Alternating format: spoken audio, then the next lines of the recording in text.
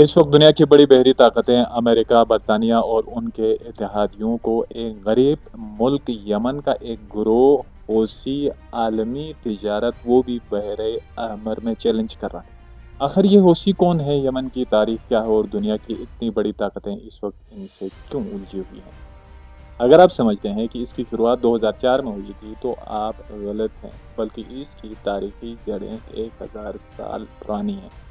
یمن خانہ جنگی کی وجہ سے مالی بحران کا شکار ایک ملک ہے، وگرنہ جغرافیائی لحاظ سے یہ ایک امیر ملک ہے، کیونکہ باب المندب جو دنیا کا ایک بڑا بحری راستہ ہے، اسی کے کنارے ہی یمن آباد ہے۔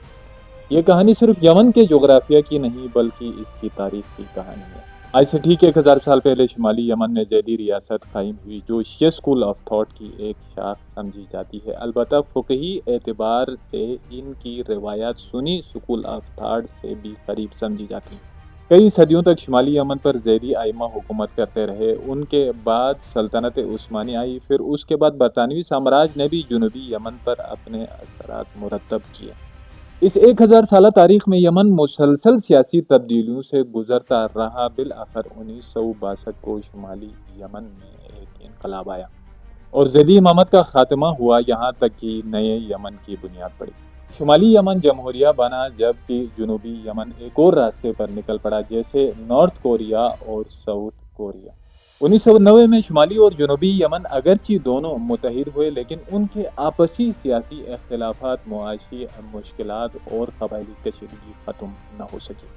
اسی دورانیے میں یعنی 1990 میں شمالی یمن کے صوبہ صنعاء میں ایک سماجی اور مذہبی تحریک اٹھی، جس کا بنیادی مقصد زیدی شناخت اور مقامی مفادات کا تحفظ تھا۔ اس مذہبی اور سماجی تحریک کے پرومیننٹ فگر بدر الدین الحوثی تھے۔ انہی کے خاندانی نام کی وجہ سے اس گروہ کا نام حوثی پڑا۔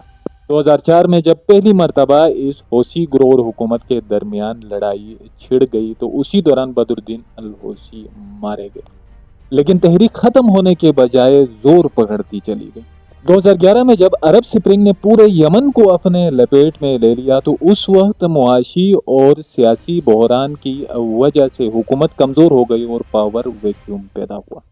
اس صورتحال سے یمن کے حوثیوں نے بھرپور فائدہ اٹھایا اور اپنی پوزیشن مضبوط کی، یہاں تک کہ 2014 میں یمن کے کیپٹل صنعاء پر قبضہ کر لیا۔ یہی سال یعنی 2014 یمن کے لیے ایک ٹرننگ پوائنٹ ثابت ہوا۔ جب حوثیوں کے ہاتھ سرکار لگی تو ایک علاقائی بحران پیدا ہو گیا۔ پھر سعودی عرب کو جب خطرہ محسوس ہوا تو 2015 میں ایک فوجی اتحاد کے ذریعے یمن میں مداخلت کی اور دوسری طرف حوثیوں کی حمایت میں ایران بھی سامنے آیا۔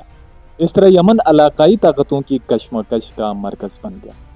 اس وقت بحر احمر میں جہازوں پر جو حملہ ہو رہا ہے، اس حملے کو ایک گروہ کے راکٹ حملوں کے عنوان سے نہیں دیکھا جا رہا، بلکہ ایک گہری نظر سے یعنی بحر احمر میں گزرنے والے عالمی تجارتی قافلے کے عنوان سے دیکھا جا رہا ہے۔ آج کی خبر دیکھیں تو حوثی صرف ایک مسلح گروہ نظر آتا ہے، لیکن تاریخ پر جب ہم نظر دوڑاتے ہیں تو 1000 سال پر محیط سیاسی، جغرافیائی اور مذہبی عوامل سے جڑی ہوئی ہے۔